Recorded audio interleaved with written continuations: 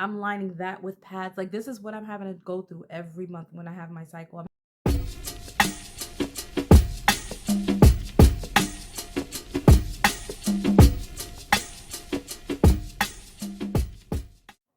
Hey y'all, what's up? It's your girl, and I am back with another video. So today's video is actually going to be different. This is going to be a sit down video, and it's actually going to be a journey that I'm taking you all on. And I'm hoping that my journey can possibly help other women out there because, whew, like, this is just the very beginning of this journey for me. So basically, I'm going to try to sum this up as quickly as possible. But for years, I have struggled with really painful periods. Like, I can remember when I was young, like literally being in high school or being in middle school and having awful, terrible cramps, like so bad that I'd be on the floor, curled up in a ball, just like in excruciating pain, or just trying to find any type of position I could be in that felt comfortable. I remember being in school and having to go to the nurse's office and ask for like a heating pad, and sometimes I would even have to go home. The pain was so bad. I had my daughter, gave birth to her at 20 years old, and after I gave birth to my daughter, that kind of the cramps that I experienced kind of went away. I didn't really have cramps anymore.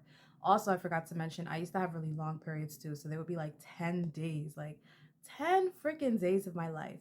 But it wasn't just bleeding straight for 10 days. I would bleed for like 3 days, and then in between, I would stop bleeding for like 2 or 3 days, and I would start bleeding again. It was crazy. So, yeah, after having my daughter, that kind of went away. I'm not gonna lie, can't really remember from like when the cramps started back, because they did start back up eventually, but this was like years later. My periods, honestly, they didn't really bother me like enough to remember. But what stands out to me is in, oh, sorry, that's a, what is that? Stain. Okay. So in 2023, I remember I was doing keto that year. I did it for a couple of months, lost about 20 something pounds. I felt the best I had felt in a very long time. My stomach felt good. I wasn't having like stomach issues like I usually would have. So I was diagnosed with IBS-C as well, years prior. And yeah, I was diagnosed with fibroids, but I was told the fibroids like were so small that I shouldn't feel them. Most people don't feel the fibroids and it doesn't bother them. So every pain that I experienced was either attributed to my IBS or to like gastritis, right? Or acid reflux or something of that nature. It was always like a GI, like gastrointestinal issue whenever I would go to the doctor, whether I was seeing my like primary care doctor or if I was seeing a GYN. That's what it was always, blamed on. So, okay, now let's go back to 2023. I was doing keto. I was feeling real good. My stomach, I wasn't having the bloating. I was able to eat things that I wasn't able to eat in a long time. Like, stomach was on flat. I lost a lot of weight. I was just feeling good. Like, I had energy. I felt great. The only thing with the keto is that I did have to stop after a while because I wasn't going to the bathroom like I should. Because when you do keto, you are cutting out a large amount of carbs, and, like there's fiber in that. So I wasn't able to go to the bathroom like I should, even when I was taking my magnesium supplement that I normally take. So whatever. I'm in Dallas now. I think this was like August. I went to Dallas in August. I just needed a little break. And I remember I got my period while I was in Dallas. And I don't really think I was having cramps at that time because I remember I was taking what is that called? Oh my gosh. I can't think of the name. When I think of the name, I'll mention it again. It's like Midol. I was taking Midol for the cramps. So, and I literally started taking it right before because I know when my period's about to come, like you feel those symptoms. So I literally started taking the Midol. But I just remember one day going to the bathroom and there was the biggest clot that I had ever seen in my life in my pad. And I was like, what the, like, what? So I took a picture of it and I was like, when I get back to New York City, I'm going to go to see my GYN and I'm going to show them this picture and tell them, about my clot and, like my cramping and stuff like that. Cause I was having bad cramping at that time. Um, but I feel like that was the moment that really stood out to me because I just remember that clot and I remember the bleeding started to get really, really heavy at that time.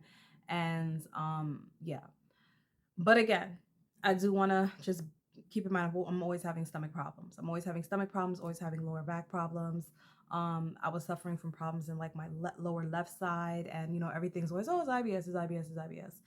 So I, was seeing the doctor. They kind of were like, oh, you have fibroids. You do have a submucosal fibroid. I think that's the right name for it. So it's basically a fibroid that's like kind of within the uterine muscle and outside of the uterine muscle. So it wasn't my biggest fibroid. I do have 8 fibroids, but that one was the one that they were saying would likely be causing me the pain that I feel. Um, so other symptoms that I was having as well was like bladder pain. Like I would feel like it felt like there was like a bowling ball in my bladder sometimes, and I would just have to keep going to the freaking bathroom. And especially like whenever my period would come, like the bladder, it was borderline painful. It wasn't like the worst pain ever, but it was like painful. It felt really uncomfortable. So it made it hard for me to like really want to eat or drink anything because it just feels so heavy. But I also have these pains outside of my period. I would get cramping outside of my period, right? And I was just like, what the hell? I just was like, I guess it's my IBS because that's what they're always telling me. So this went on for a few years, and I just kept going to my OBGYN complaining. And I just was like, I just knew. My grandmother kept telling me, for one, like, it's your fibroids. You got to get your fibroids checked out. And then when I would speak with people who suffered from IBS-C, their symptoms were never the same as mine. Never. Never, right? Mind you, my IBS was also under control. I wasn't really having, like, I was going to the bathroom normally. It was under control. So my grandma was like, telling me she thinks it's my fibroids because she had experience with a cyst that she had to have removed when she was younger. Then I had a family friend who also has IBS-C, and she was like, no, I don't get any of those symptoms. And then when I started, I think I made a video for TikTok one day, and I was talking about my fibroids and my IBS, and a lot of women came under my comment section and they were telling me that they have fibroids, and the things that I was saying I experienced, they experience or experienced, right? So now I'm like, dang, this has to be my fibroid. So I kept going to my doctor. And finally, after being told like I didn't need surgery, it wasn't my fibroid. I spoke to a specialist, a surgeon, and I spoke to 2 surgeons. So one said, he's like, like you're fine. You don't need surgery after doing scans and testing and stuff like that. But then I spoke to a female surgeon, and she was like, well, we can try doing a resection. We can do a fibroid resection. So that was like the least invasive. And I was like, okay, let's try that. Basically, it's like them scraping off as much as they can, right, of the fibroid. So I got that done last year in March. I had a fibroid resection. And she said that it can take some time, but your period should get better. My periods didn't really get better.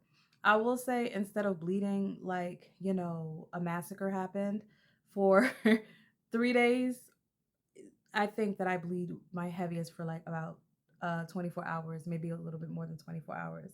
But like when I tell you my bleeding's heavy, I'm going through pads every hour. I'm having to change my clothes multiple times a day. I'm having to change my bed sheets. I'm having to change my underwear. I'm wearing like 2 of the thickest pads that you can possibly wear with like one of those. I don't like, what are those called? Like they have like the pamper pads or the Depends type thing. I'm lining that with pads. Like this is what I'm having to go through every month when I have my cycle. I'm having to call out of work.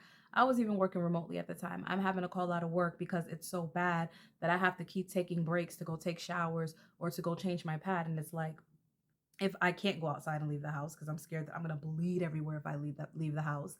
Like it was just so bad, and the pain was so bad, and I was just like, I can't keep living like this. Like, and this is after the resection. So yeah, I had a doctor's appointment recently, and I was going to the doctor because I've had low iron. I've struggled with like anemia and low iron. I guess they call it like low iron anemia or iron deficient anemia.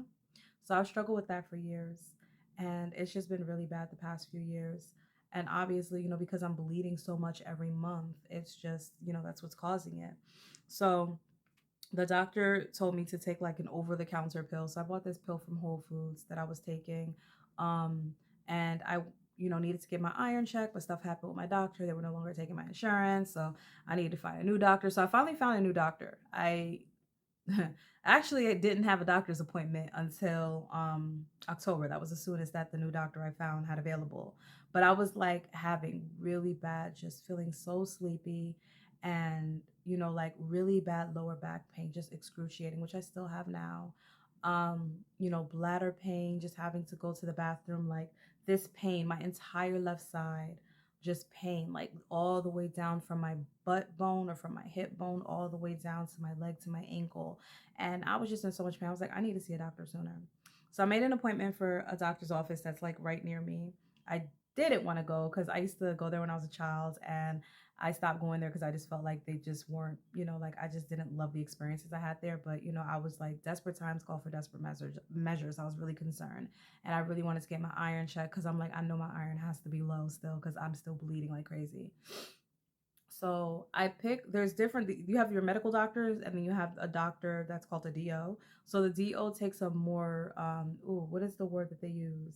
Is it like a homeopathic, a more whole body approach? So I chose somebody who is a DO because I prefer somebody who looks at me as one instead of a bunch of separate parts, right? Because that's always worked best for me. And I just believe that that's just how, that's how we should do. Like, yes, I believe in having specialists and other things, but I think that, when I go to the doctor, a lot of times if I'm like, oh, like I get neck pain and shoulder pain, like really, really bad. And that's how I know my period's coming. And my period usually comes a couple days later. And they're like, that has nothing to do with your period. And I'm just like, okay. And then I, do my own research, and it's like, yeah, hormones can cause that. So whatever. So I see this DO this was just a couple days ago. I see her, and it was like I felt heard for the first time in forever. I leave the doctor's office. Anybody who knows me knows that 9 out of 10 leave doctor's appointments crying in tears. Not because I'm getting bad news, thank God, by the grace of God. It's not that, but it's because I feel rushed. I feel like they're not listening to the things that I'm saying, or they're not taking me seriously. I just don't feel heard. I don't feel, like I matter.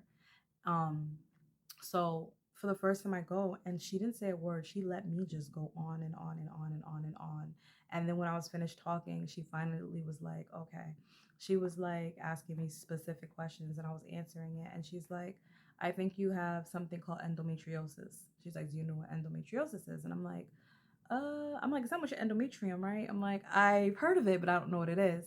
So she went and she started explaining it to me. And, she was telling me that the only way that you can really get it diagnosed is by having a laparoscopic procedure where they make a little hole, and, then they can check for the tissues, the endometrial tissues, and see if like the tissue is like growing in other places. So I was like, okay. So, but she was like very confident that this is what I experience. What I'm experiencing, but she was saying, but I can't give you an official diagnosis. Okay. She's like, but this is really what I suspect is going on with you. So you can take this information, make an appointment with your GYN, and let them know. She's like, you tell them, like, I think I have, or I want to get tested for whatever. So I'm like, okay. But she's like, in the meantime, what we can do is I can put you on birth control. She's like, the birth control, have you ever taken birth control before, or any type of like, oral contraceptive, or any type of like shots, or, like and I was like, no, I've never taken any type of like birth control before. I've been prescribed it before for like fibroids or other things, but I've never actually taken it because I'm just terrified. And especially because I suffer from chronic migraines at one point in my life. And my migraine doctor was like, like the hormones in that will make your migraines worse. So I was telling her, like, she was like, well, I'm going to prescribe this for you. Like, I think you should take it and try it. She's like, if it helps, then we know that, it's most likely endometriosis that you're suffering from. And, like, we can, your GYN can start, working with you to do whatever needs to be done to, help you. And I was still kind of like, okay, like, you can prescribe it, but, and I guess she realized I was saying that. So then she was like, okay. She was like, so I'm going to tell you something personal. She's like, I too suffer from endometriosis and migraines. And so she's like, the pill that I'm prescribing you is one that I take myself. I, self-diagnose myself. I self-prescribe this medication to myself. And she's like, it changed my life. And when she said that, I wanted to burst into tears because I'm the most emotional person ever, but I didn't. I was just like, okay. I was like, okay, I'm going to take it. So she prescribed me this pill. I haven't taken it yet. I'm going to take it here with you guys because I want to take you all on this journey with me, to just seeing like how this helps. Because When I've done my research on endometriosis, a lot of the symptoms that I experience that doctors have not been able to explain or that they have blamed on my IBS all can be caused by endometriosis. Also, I have like the biggest belly. I get bloated. Like my grandmother and people, they be in disbelief by how bloated I get sometimes. And I laugh about it. It's not funny. It's very, sometimes it's, I mean, a lot of times it's really painful, but I look like I'm about 9 months pregnant. And I'm not, and I'll be like, oh, I'm so big. And I'll call myself big and all these things. But like being completely honest, I'm not that big for my belly to be that big. And also, like, nobody's belly should just be like that. You know what I mean? Unless they're pregnant. So apparently there's a thing called endobelly. So I'm just hoping that by me taking this pill, that it literally is life-changing for me. I don't know how long I've been suffering from endometriosis. I've looked at pictures at what a regular, like, fallopian tubes, uterus, endometrium, um, like what all of that, the sex organs in a woman look like, and one that with endometriosis. And I'm just like, oh my gosh, like I hope it hasn't gotten to that point. It can cause infertility. I remember my ex and I were trying to have a baby for the longest, and I just did not. So yeah, I'm just thinking that a lot of this or all of this is because of the endometriosis. So that she prescribed me something called the mini pill, and she prescribed this to me because I do suffer from migraines. So again, this is my own personal experience, and I am putting this out there because I do want to, help other women who may be going through something similar to kind of like go and get checked, because I don't know how long I've been dealing with this, but I know that the quality of my life has not been great for years. Like I was just telling my brother how I still am like, I'm gonna live my life, but I go out all the time and I'm in pain. I'm going out to go party and dance, and my stomach is hurting, or I want to drink but my stomach is kind of hurting, or I want to eat but my stomach is kind of hurting. I want to drink water. Like, you need to eat and drink, but it's like it's hard for me because I'm in so much pain. I'm taking walks, I'm trying to be active, I'm trying to do all these things, but all the while, like, I'm not feeling good, or I feel tired. I just always, I just don't feel well a lot of the time. So, and that's no way to live life. You know what I mean? That's no way to live life. So I just want, to be able to help other people who may be experiencing something similar, who may, be undiagnosed. I mean, I'm still not diagnosed, so, it again, it's just a something that my doctor suspects. And again, the only way to get diagnosed is to have the laparoscopic surgery done. But right now, we're gonna start with this pill. It is, I don't even know what time it is right now. It's about 8:30. Okay, it's about 8:30 p.m. and it is July 30th. And again, I'm taking the mini pill. And the reason why I'm taking the mini pill again is because of the migraine. So this doesn't have estrogen in it, because the estrogen apparently is what can cause. Look at this. Contains FD and C yellow number 6 as a color additive. This is my problem with America. Like, why do we have the coloring additives inside of a medication? This makes sense. So yeah, it's called Incasia. What I'm taking, it's 0.35 milligrams. Again, I'm taking this to help with my endometriosis. And then this is what it looks like. So it has the different days of the week up top. I don't know if you guys can see. Yep, there you go. So it has the different days of the week. So you basically start on whatever day of the week it is. So today's Thursday, so I'll start on Thursday. And then it has little arrows that show you in which order to take the pill until you complete it. So we are going to start here on Thursday. That was Friday I pointed to, but we're going to start here on... I keep pointing to Friday, but we're going to start on Thursday. Let me go grab a water. Okay, so I grab my water, and we're going to pop out the Thursday pill. So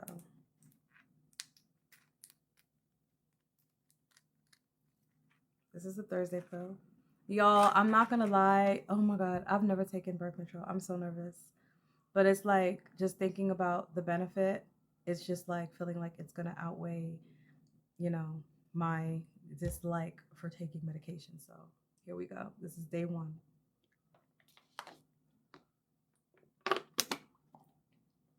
It's still there.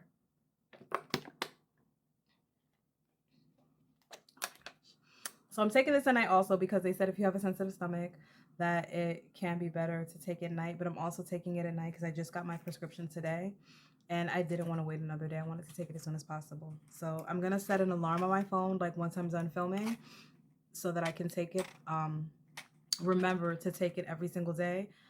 My doctor said that I don't like when you take birth control, especially if you're trying to use it for like, to prevent pregnancy, that you need to make sure you take the birth control pill at the same time every single day, same time every day, same time every day.